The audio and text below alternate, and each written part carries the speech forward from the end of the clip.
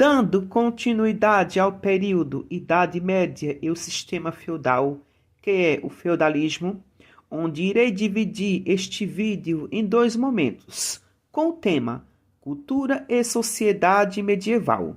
Então, vamos lá. Entender e compreender a sociedade medieval é fundamental e essencial para podermos entender o que foi a Idade Média na cultura feudalista. E o mais importante nisso tudo, quando você entende o mundo e a cultura do sistema feudal, com certeza tudo fica mais fácil de entender economia e política. Então, tudo parte da organização social. E quando vamos estudar política e sociedade, a primeira coisa que se baseamos e se fundamentamos é na pirâmide, é que chamamos também de estratificação social.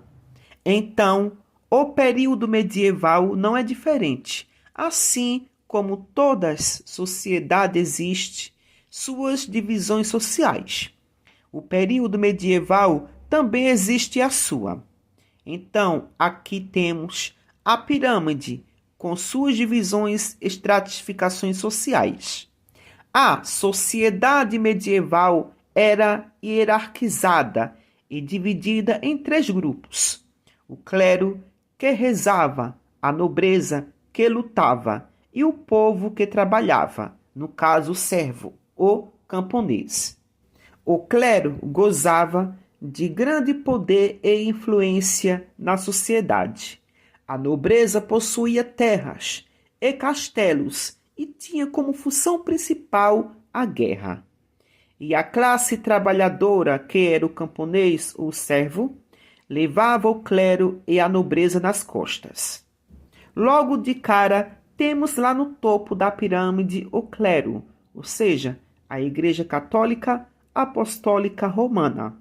A Igreja Católica desempenhou um papel multifacetado e central na sociedade feudal, exercendo influência em diversos aspectos da vida social e cultural da época. Ela era responsável pela transmissão da fé cristã, pela manutenção da ordem moral e espiritual, e também pela preservação do saber, além de ter grande poder político e econômico. A Igreja Católica teve papel preponderante na formação do feudalismo. Além de grande proprietária de terras, estruturou a visão de mundo do homem medieval. Em resumo, a Igreja Católica desempenhou um papel crucial na sociedade feudal, exercendo influência em todos os níveis da vida social, cultural e religiosa. Ela era uma força poderosa que mudou a história da Europa medieval. E dentro do sistema religioso cristão da Igreja Católica, o clero, temos o alto clero e o baixo clero. O alto clero na Igreja Católica é formado pelos cargos de maior hierarquia, como papa, cardeais, patriarcas, arcebispos e bispos, que exercem funções de liderança e governança na Igreja Católica. Estes indivíduos são responsáveis pela gestão e desenvolvimento da fé católica, bem como pela supervisão das dioceses e comunidades religiosas. O baixo clero era composto principalmente pelos padres, responsáveis por paróquias em vilas e aldeias. Eles eram a ponte entre a Igreja Católica e as comunidades locais, especialmente as mais pobres. Então, neste contexto, os padres eram os indivíduos que tinham mais contato com o mundo secular. Exemplo disso, quando foi formada a Ordem Religiosa Católica Companhia de Jesus, com Inácio de Loyola, só foi formado por padres, que era o baixo clero, e não pelo alto clero, como papa, cardeais, etc. Porque os padres tinham mais contato direto com o mundo secular. Neste caso, os padres jesuítas vieram para um mundo totalmente desconhecido, até receber o nome de Novo Mundo, no caso, América.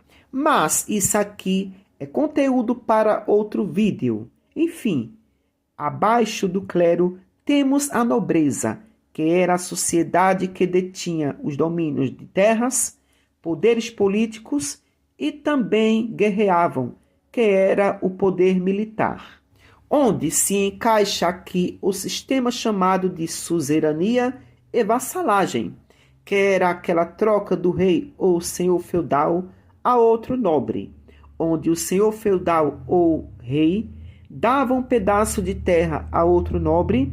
Em troca, o nobre jurava fidelidade e proteção ao seu senhor feudal ou ao rei. E na base da pirâmide temos o campesinato, que eram os servos camponeses. E qual era a função dos servos camponeses?